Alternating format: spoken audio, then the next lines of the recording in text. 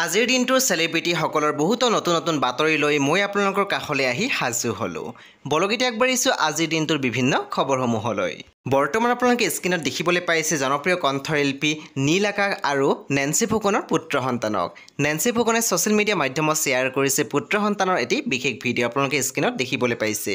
জন্মাষ্টমীৰ বিশেষ দিনটোত নেন্সী ফুকনে শ্বেয়াৰ কৰিলে সন্তানৰ এটি ভিডিঅ' আপোনালোকে স্ক্ৰীণত দেখিবলৈ পাইছে। মৰম লগা এটি ভিডিঅ' শ্বেয়াৰ কৰিলে ছ'চিয়েল মিডিয়াত।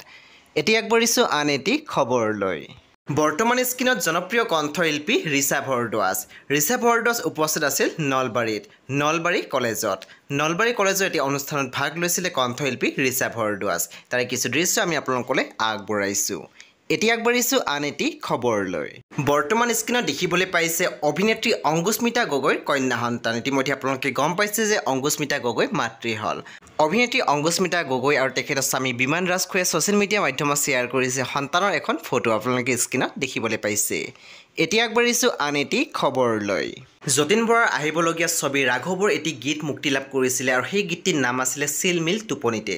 চিলমিল টোপনিতে নামৰ গীতটিয়ে বৰ্তমান 4 লাখৰ ওপৰত ভিউজ পাবলৈ সক্ষম হৈছে। খুবেই বেছি ভাইৰেল হৈছে এই গীতটি। আমাৰ চেনেলৰ ফালৰ পৰা যতীন বৰা আৰু সম টীমলৈ বহুত শুভেচ্ছা জ্ঞাপন কৰিছোঁ। এতিয়া আগবাঢ়িছোঁ আন এটি খবৰলৈ। আজিৰ দিনটোত দৰ্শন কৰিবলৈ গ'ল আংগুৰলতা ডেকাই মা কামাখ্যা মন্দিৰ। পিছে কিয় নিশ্চয় আপোনালোকে জানিবলৈ ইচ্ছা কৰি আছে। আংগুৰলতা ডেকাই শ্বেয়াৰ কৰা এটি পষ্টত লিখিছে, অহা 9 আৰু 10 ছেপ্টেম্বৰত ৰাজ্যখনত প্ৰথমবাৰৰ বাবে অনুষ্ঠিত হ'বলগীয়া ভাৰতীয় জনতা পাৰ্টি মহিলা মৰ্চাৰ ৰাষ্ট্ৰীয় কাৰ্যনিৰ্বাহক সভাখনক সাফল্যমণ্ডিত হোৱাৰ কামনাৰে মহিলা মৰ্চাৰ প্ৰতিনিধিসকলৰ সৈতে মা কামাখ্যা শ্ৰীচৰণত সেৱা নিবেদিলোঁ। জয় মা কামাখ্যা। চ' বন্ধু বান্ধৱীসকল আপোনালোকে নিশ্চয় গম পালে আংগুৰলতা ডেকাই কিয় গৈ উপস্থিত হৈছিল মা কামাখ্যা মন্দিৰত। বন্ধু বান্ধৱীসকল এতিয়া আগবাঢ়িছোঁ আন এটি খবৰলৈ। বৰ্তমান আপোনালোকে দেখিবলৈ পাইছে স্ক্ৰীণত জনপ্ৰিয় অভিনেতা গুঞ্জন ভৰদ্বাজ আৰু অভিনেত্ৰী মুনমী ফুকনক। ইতিমধ্যে নিশ্চয় আপোনালোকে গম পায় যে গুঞ্জন ভৰদ্বাজ আৰু মুনমী ফুকন এইবেলি আছে ৰুদ্ৰাক থিয়েটাৰত। ৰুদ্ৰাক থিয়েটাৰত 2023-24 নাট্যবৰ্ষৰ এটি ভিডিঅ' শ্বেয়াৰ কৰিছে গুঞ্জন ভৰদ্বাজ আৰু মুনমী ফুকনে ছ'চিয়েল মিডিয়াত। বাৰু আপোনালোকৰ মাজৰ কোনে কোনে এইবেলি থিয়েটাৰ চালে আমাক জনাবলৈ নাপাহৰিব। এতিয়া আগবাঢ়িছোঁ আন এটি খবৰলৈ।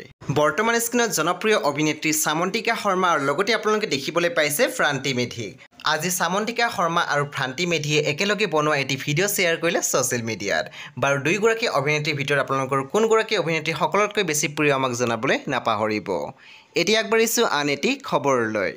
বন্ধু বান্ধৱীসকল ইতিমধ্যে আপোনালোকে সকলোৱে গম পাইছে যে জনপ্ৰিয় অভিনেত্ৰী প্ৰিয়ম পল্লৱীৰ পিতৃ আৰু এই পৃথিৱীত নাই। প্ৰিয়ম পল্লৱীয়ে আজি আৱেগিক হৈ ছ'চিয়েল মিডিয়া মাধ্যমত শ্বেয়াৰ কৰিছে এটি বিশেষ পষ্ট।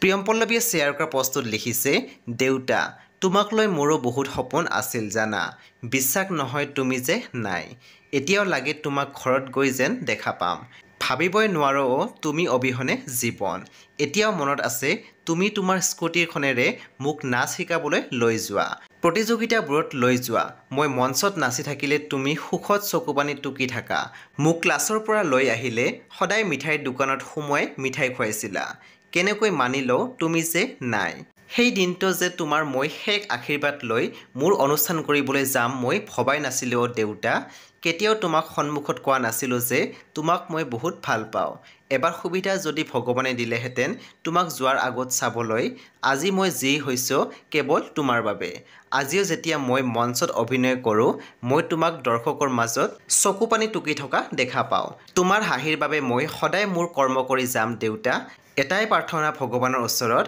আকৌ যদি ছোৱালী হিচাপে জন্ম লওঁ তেন্তে তোমাক যেন মই মোৰ দেউতা হিচাপে পাওঁ, ভালে থাকা দেউতা।